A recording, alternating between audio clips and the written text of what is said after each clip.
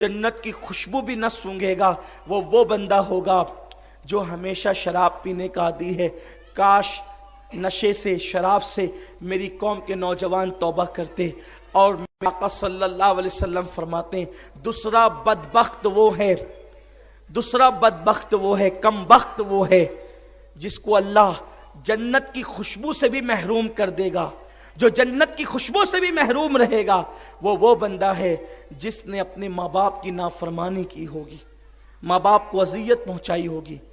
آپ بتائیں کہ آج کتنے وہ نوجوان ہیں جو اپنے ماں باپ کو اذیت نہیں پہنچاتے اور ماں باپ کی فرما برداری کرتے ہیں۔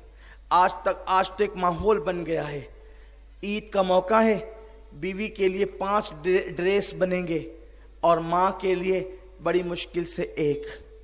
بیوی کا ڈریس پسند کا آئے گا، ماں کے لیے اپنی پسند کا، اور وہ بھی ایسا کہ ماں کی پسند ناپسند کا کوئی خیال ہی نہیں ہوگا۔ آج کل میں یہ نہیں کہتا کہ بیوی کا حق ادا نہ کرو، اسلام تو کہتا ہے جو تم کھاؤ اسے کھلاؤ، جس قیمت کا لباس تم پہنو اس قیمت کا لباس اس کو بھی پہناؤ، جتنے لباس تم سلاؤ اتنے لباس اس کو بھی سلاؤ۔ اسلام نے بیوی کا حق بھی مقرر کیا ہے، لیکن بیوی سے پہلے اسلام نے ماں باپ کا حق مقرر کیا ہے۔ آج کل مالیگاؤں کے اندر ایک ماحول سا بنتا جا رہا ہے، شادی ہوئی ابھی دلہن کے ہاتھ کی مہندی بھی نہیں چھٹی کہ دلہن کے گھر والوں کی طرف سے مطالبہ ہونے لگتا ہے آپ کے گھر کا ماحول اس کو جو ہے وہ راس نہیں آتا، آپ اگر اس کو الگ لے کر رہنا چاہتے ہیں تو الگ رہیں ورنہ ہم اس کو نہیں بھیجیں گے۔ یہ ایسی دھمکی ہوتی ہے کہ نوجوان ڈر کر کے فوری طور پہ فیصلہ کرتے ہیں کہ ٹھیک ہے ماں باپ کو چھوڑ دینا ہے۔ کس ماں باپ کو؟ جنہوں نے بچپن میں گود میں کھلایا، جنہوں نے عید کے نئے کپڑے پہنے تھے اور پیار سے ہمیں اپنی گود میں لیا تھا اور ہم نے اس گود میں نئے کپڑوں میں پیشاب کر دیا تھا، تو نہ ماں کے ماتھے پہ شکن آیا تھا نہ باپ نے ہمیں اٹھا کر کے پھینکا تھا، بلکہ یہ سوچ کر کے کہ یہ تو ہمارا ہی بچہ ہے، اور ان کپڑوں پہ پانی ڈال کر کے دھل لیا گیا یا وہ نئے کپڑے اتار دیے گئے، لیکن ماتھے پر شکن نہیں آیا اور ہمیں گودی سے نہیں اتارا گیا۔ ان ماں باپ کا کتنا احسان جن ماں باپ نے اپنے ہاتھوں سے ہمارے منہ میں لقمے ڈالے۔ جب ہم کھانے کی ہمارے اندر طاقت نہ تھی تو ماں باپ نے ہمارے منہ میں لقمے ڈالے۔ اگر ماں باپ بیمار ہو جائیں تو کیا ہم بھی ان کے منہ میں لقمے ڈالتے ہیں؟ کیا ہم بھی ان کے منہ کے اندر لقمے داخل کرتے ہیں؟ آپ غور تو کیجئے، سوچئے تو صحیح۔ جب ہم کھانے کے قابل نہ تھے تو ماں باپ ہمیں کھلاتے تھے، اور آج ماں باپ بڑھاپے کی وجہ سے کھانے کے قابل نہیں ہے تو ہم ان کے کھانے کا خیال کرتے ہیں۔ ہم کیا سمجھتے ہیں کہ دین میں صرف نماز ہے؟ ہم کیا سمجھتے ہیں دین میں صرف تسبیح ہلانا ہے؟ ہم کیا سمجھتے ہیں دین میں صرف مسجدیں بنانا ہے؟ یاد رکھیں، کان کھول کر سن لیں، مسجد بنانے سے زیادہ ثواب، تسبیح ہلانے سے زیادہ ثواب، دین کی راہ میں نکلنے سے زیادہ ثواب اگر انسان کو کہیں ملتا ہے تو وہ ماں باپ کی خدمت پر ملتا ہے، کیونکہ اللہ نے اپنی عبادت کے بعد جو حکم دیا ہے وہ ماں باپ کی خدمت کا حکم دیا۔ اور یاد رکھنا، انسان کو بڑی بڑی عبادتوں سے کبھی کبھی وہ مقام نہیں ملتا جو ماں باپ کی خدمت سے مل جاتا ہے۔ اللہ کے کلیم حضرت موسیٰ علیہ السلام نے ایک دن اللہ سے پوچھا، میرے اللہ یہ بتا کہ جنت میں میرا پڑوسی کون ہوگا؟ جنت میں میرے پڑوس میں کلام کرتے تھے اللہ سے، بھئی اللہ سے کوئی دھندے بیوپار کے کلام تو نہیں ہو سکتے نا؟ اللہ سے جو کلام ہوگا وہ ظاہر سی بات ہے اسی طریقے کے کلام ہوں گے، کیونکہ اللہ تبارک و تعالیٰ سے یہ تو نہیں پوچھا جائے گا معاذ اللہ کہ جو تم دنیا کی آپس میں باتیں کرتے ہو، اللہ کے ساتھ کلام اس کی شان کے لائق۔ تو کلیم نے پوچھ لیا، مولا جنت میں میرا پڑوسی کون ہوگا؟ اللہ نے فرمایا، موسیٰ جنت میں تیرا پڑوسی ایک کسائی، ایک قصاب ہے، گوشت بیچنے والا۔ حضرت موسیٰ کو تھوڑی سی پریشانی ہوئی، اس لیے کہ کوئی مولوی صاحب اگر پڑوسی ہوں موسیٰ علیہ السلام کے تو بات سمجھ میں آتی ہے، کوئی تہجد گزار پڑوسی ہو تو بات سمجھ میں آتی ہے، گوشت بیچنے والا قصاب، اور اگر کوئی میرا قریشی بھائی ہو تو برا نہیں مانے، ہم اپنے سماج میں دیکھتے ہیں کہ اکثر جو لوگ گوشت بیچنے والے ہوتے ہیں ان کا نیچر کیا ہوتا ہے نا، عام طور پر جس کا جیسا پیشہ ہوتا ہے اس کا ویسا نیچر ہوتا ہے. یعنی معاذ اللہ میں کسی کی برائی نہیں کر رہا ہوں، ہر مسلمان چاہے وہ کسی برادری کا ہو، اگر وہ مسلمان ہے تو اپنا بھائی ہے. برادریوں میں فرق کرنا یہ یہودیوں کا طریقہ ہے، اسلام کا طریقہ نہیں ہے. ٹھیک ہے، لیکن انسان اگر پیشہ جو اختیار کرتا ہے اس پیشے کا اثر اس پہ ہوتا ہے. جیسے اگر کوئی لوہار ہے تو لوہار کے ہاتھ بڑے سخت ہوتے ہیں. کیوں؟ اس لیے کہ وہ لوہے پر کام کرتا ہے، محنت کرتا ہے. لوہے کے حوالے سے جو ہے وہ اس کا کام ہوتا ہے، تو اس کے کپڑے بھی میلے ہوتے ہیں، ہاتھ بھی اس کے سخت ہوتے ہیں، عجیب عجیب سی اس کی کیفیت ہوتی ہے. اسی طریقے سے اگر کوئی بندہ کسان ہوتا ہے تو کسان کا دل نرم ہوتا ہے اور اس کی وہ کیفیت نہیں ہوتی جو لوہار کی کیفیت ہوتی ہے. اسی طریقے سے ایک گوشت بیچنے والا اگر گوشت بیچتا ہے نا تو لوگ اس کے پاس آ کر کے الگ الگ طریقے کی باتیں کرتے ہیں، اس لیے اس کا مزاج چڑچڑا بھی ہو جاتا ہے. لوگ کہتے ہیں بھائی یہ ہڈی نہیں ڈالنا، کوئی کہتا ہے یہ چڑ نہیں ڈالنا، کوئی کہتا ہے یہ نہیں کرنا، وہ نہیں کرنا. تو اتنے سارے لوگوں کو فیس کرتا ہے تو کرتے کرتے وہ چڑچڑا ہو جاتا ہے. میرے آقا صلی اللہ علیہ وسلم کے پیارے دیوانوں، حضرت موسیٰ کلیم اللہ کو احساس ہوا کہ ایک کام کرتے ہیں، اللہ تبارک و تعالیٰ سے پوچھتے ہیں کہ وہ قصاب جو میرا جنت میں پڑوسی ہوگا ذرا مجھے بتا تو صحیح، میں دیکھوں تو صحیح کہ اس کا عمل کیا ہوگا، وہ کرتا کیا ہوگا. اسی حالت میں حضرت موسیٰ کلیم اللہ علیہ الصلوۃ والسلام نے اللہ سے پوچھا، اللہ تو مجھے اس کا پتہ بتا تاکہ میں معلوم کر سکوں کہ اس کا عمل کون سا ہے اور وہ بندہ کرتا کیا ہے. حضرت موسیٰ کلیم اللہ علیہ السلام نے اللہ رب العزت سے اس بندے کا پتہ لیا اور پتہ لے کر کے حضرت موسیٰ علیہ السلام اس کی دکان پر گئے.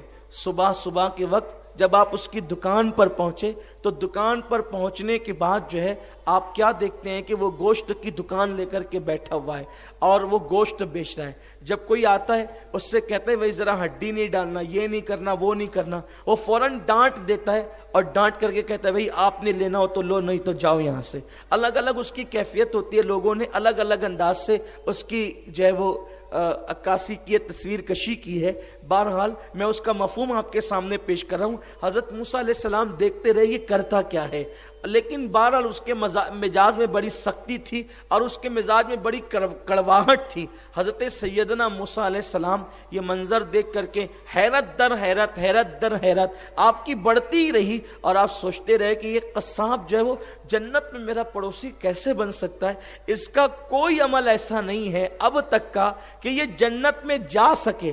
جب یہ جنت میں جا نہیں سکتا اپنے عمل کی وجہ سے تو یہ جنت میں میرا پڑوسی کیسے بن سکتا ہے. لیکن جب اس نے اپنا سامان سمیٹنا شروع کیا گھر جانے کے لیے تو حضرت موسیٰ علیہ السلام نے سوچا یہاں کوئی عمل نہ ہو سکتا گھر کوئی عمل ہو. تو حضرت موسیٰ علیہ السلام اس کے پاس کہتے ہیں اے نوجوان، میں مسافر ہوں اور میں آج تیرا مہمان بننا چاہتا ہوں، اگر تو اجازت دے تو میں تیرے ساتھ تیرے گھر چلوں. اس نے کہا ٹھیک ہے، اگر آپ میرے مہمان بننا چاہتے ہیں تو شوق سے بنے چلیں. اور پھر حضرت موسیٰ علیہ السلام کو ساتھ لے کر کے گھر چلا. گھر گیا، کھانا تیار تھا.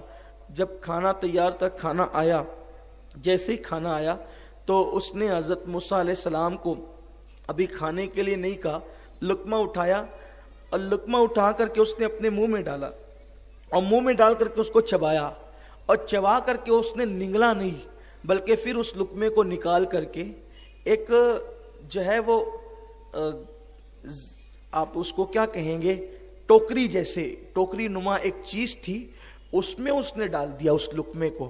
حضرت موسیٰ علیہ السلام کو حیرت ہوئی کہ ٹوکری نما کوئی گہری چیز ہے اور اس کے اندر اس نے لقمے کو ڈالا. تو اس ٹوکری کے اندر سے ایک کپاتی ہوئی آواز آئی، اے اللہ، یہ میرا بیٹا میری بڑی خدمت کرتا ہے، اس خدمت کے بدلے میں اس کو جنت میں موسیٰ علیہ السلام کا پڑوسی بنا دینا. حضرت موسیٰ علیہ السلام نے وہ آواز سنی تو پوچھا یہ کس کی آواز ہے؟ اس نے کہا یہ میری ماں ہے اور اس کی عمر اتنی ہو گئی ہے، میری ماں کی عمر، کہ یہ بیٹھنے کے قابل نہیں ہے، تو اس کو میں نے ٹوکری میں رکھا ہے. لیکن میرا معمول ہے کہ جب میں گھر آتا ہوں تو میں پہلے نہیں کھاتا، میں پہلے اپنی ماں کے منہ میں لقمہ ڈالتا ہوں اور جب کہ میری ماں نہیں کھا لیتی اس وقت تک میں نہیں کھاتا ہوں. کہا ماں کیا دعا کرتی ہے؟ تو کہا کہ موسیٰ ہمارے پیغمبر ہیں, میں نے ان کو دیکھا تو نہیں ہے, لیکن میری ماں دعا کرتی ہے کہ اللہ جنت میں میرے بیٹے کو موسیٰ کا پڑوسی بنا دینا. آپ غور کریں, اس کا کوئی عمل نہ تھا, لیکن ماں کی خدمت نے اسے جنت میں موسیٰ علیہ السلام کا پڑوس عطا کیا. اب ماں کی خدمت اور ماں کی دعا لے کر انسان جب موسیٰ علیہ السلام کا جنت میں پڑوس حاصل کر سکتا ہے, تو ماں کی دعا لے کر, باپ کی دعا لے کر کیا ہم دنیا کے اندر اچھا مکان نہیں خرید سکتے؟ کیا کاروبار کی مندی دور نہیں کر سکتے؟ کیا ہم اپنی مصیبتیں اور پریشانیوں کا علاج نہیں تلاش کر سکتے؟ ہم ہر مشکل کا حل تلاش کر سکتے ہیں ماں باپ کی دعائیں لے کر. ارے جب ماں باپ کی دعا سے خدا مل جاتا ہے تو ماں باپ کی دعا سے کیا نہیں مل سکتا؟ بڑا مشہور سا واقعہ ہے کہ ایک مرتبہ حضرت موسیٰ علیہ السلام ہی کا واقعہ ہے. حضرت موسیٰ علیہ السلام ایک جنگل سے گزر رہے تھے, چلتے چلتے تھک گئے. جب آپ چلتے چلتے تھکے تو آپ اللہ سے عرض کرتے ہیں, میرے اللہ میں تھک گیا ہوں اور اب چلنا نہیں چاہتا, تو تو میرے لیے کوئی سواری کا انتظام کر دے. اللہ کی بارگاہ میں حضرت موسیٰ علیہ السلام نے دعا کی, اے اللہ تو میرے لیے سواری کا انتظام کر دے. تو اللہ نے کہا, موسیٰ میرا ایک بندہ جنگل میں اور بھی ہے, اس بندے کے پاس جائیں اور وہ آپ کے لیے سواری کا انتظام کرے گا. آپ یہاں غور کریں, توجہ کریں, یہ واقعہ حدیث پاک میں موجود ہے کہ حضرت موسیٰ نے سواری مانگی, لیکن اللہ نے کہا کہ میرے اس بندے کے پاس جائیں, وہ آپ کے لیے سواری کا انتظام کرے گا. اس کا مطلب یہ ہے کہ اللہ تبارک و تعالی اپنے نبی کو ایک ولی کی بارگاہ میں, ایک ولی کے پاس بھیج کر کے یہ بتانا چاہتا ہے کہ دربار ولایت کی اہمیت کیا ہے. ہمارے نزدیک نبی کا مرتبہ ولی سے بہت بڑا ہے, لیکن اللہ کے علم میں یہ بات ہے کہ نبوت ختم ہوگی, ولایت قیامت تک جاری رہے گی. تو نبی کی عظمت کی وجہ سے ولی کے دربار کی عظمت بتائی گئی, ولی کا مقام اور مرتبہ بتایا گیا, اور یہ بھی بتایا گیا اللہ سے, دیکھو حضرت موسیٰ علیہ السلام نے مانگا, لیکن اللہ نے کہا میرے اس بندے کے پاس جاؤ. آپ گئے, اس نے بھی ہاتھ اٹھا کے اللہ ہی سے کہا, اے اللہ موسیٰ علیہ السلام کے لیے سواری کا انتظام کر دے, اور اس طرح انتظام کر دے کہ یہ جو بادل جا رہے ہیں نا, یہ بادل زمین پہ اتار دے, یہ بادل زمین پہ اتار دے تاکہ یہ حضرت موسیٰ کی سواری بن جائے. بادل زمین پہ آ گیا. جب بادل زمین پر آیا تو اس نے کہا حضرت اس پہ آپ تشریف رکھیے, آپ جہاں چاہیں گے یہ بادل آپ کو پہنچا دے گا. بادل اڑا اور اڑ کر کے حضرت موسیٰ علیہ السلام کو لے جانے لگا. حضرت موسیٰ علیہ السلام کو حیرت ہوئی, عرض کی مولا اس بندے کا عمل کیا ہے کہ اس نے بادل کو زمین پہ منگایا اور بادل زمین پہ آ گیا. اللہ کے کلیم سے اللہ نے فرمایا, موسیٰ اس نے تو بادل زمین پہ منگایا, اگر یہ آسمان بھی زمین پہ منگاتا تو ہم آسمان کو بھی زمین پہ اتار دیتے. اگر یہ کہتا نا کہ آسمان بھی زمین پہ آ جائے تو ہم اس کے کہنے پر آسمان کو بھی زمین پہ اتار دیتے. عرض کی مولا یہ اتنا مقبول ہے, آخر اس کا عمل کیا ہے؟ اللہ نے فرمایا اس کا کوئی عمل نہیں ہے, پھر بھی مقبول ہے. آپ غور کیجئے, انسان اپنے عمل پہ اترا رہا ہے اور قدرت کہہ رہی ہے اس کا کوئی عمل نہیں ہے, پھر بھی مقبول ہے. عرض کی مولا مقبول ہونے کی وجہ ارشاد ہوا اس کی ماں کی دعا ہے. اس نے اپنی ماں کی خدمت کر کے ماں کو راضی کیا, اور اس کی ماں نے مرتے مرتے دعا کی, اللہ میں میرے بیٹے سے خوش ہوں, بڑی خدمت کی ہے, جب بھی یہ تجھ سے جو دعا کیا کرے تو اس کی ہر دعا قبول کر لینا. بس ماں کی دعا کا اثر ہے کہ یہ جو کہتا ہے ہم اس کو قبول کر لیتے ہیں. یہ ہے ماں باپ کی عظمت. تو آقا فرماتے ہیں دوسرا بدبخت وہ ہے جو ماں باپ کی نافرمانی کر کے ان کا دل دکھائے. تیسرا بدبخت وہ ہے کہ وہ کسی پہ احسان کرے اور احسان کر کے جتائے. جیسے کہ اپنے سماج میں اگر کوئی کسی کی شادی ہی لگا دے اور بعد میں اگر اس کی انبن ہو جائے تو وہ احسان جتاتا ہے, تیری شادی کہیں لگتی تو نہیں تھی, میں نے تو لگایا. اس کو کہتے ہیں احسان جتانا. اگر پڑوسی کسی پڑوسی کو کبھی کھانا بھیجا دے غریب کو, تو اس کے بعد اگر اس سے کوئی کام کرائے, ذرا سبزی لا دینا, ارے ابھی ٹائم نہیں ہے, کتنا نمک حرام ہے تو کہ میں تیرے گھر ہمیشہ کھانا بیچتا ہوں اور تیرا حال یہ ہے کہ تو میرا کام نہیں سنتا. یعنی کسی پہ احسان کر کے احسان جتانا, اللہ تعالیٰ جنت میں اس کو داخل نہیں کرے گا, بلکہ وہ جنت کی خوشبو بھی نہیں سونگے گا, اس کا ٹھکانہ جہنم ہوگا. اسی لیے اگر کسی پہ احسان کرو احسان مت جتاؤ. کسی کو کچھ دو تو احسان مت جتاؤ. کسی کے ساتھ احسان کرو تو احسان مت جتاؤ. ارے تو شاگردوں کو استاد کہتا ہے تجھے کچھ آتا تو نہیں تھا، میں نے تو تجھے سکھایا. احسان مت جتاؤ. احسان جتانے والے اللہ کو پسند نہیں ہے. تو ایسے 3 لوگ جنت کی خوشبو سے بھی محروم رہیں گے.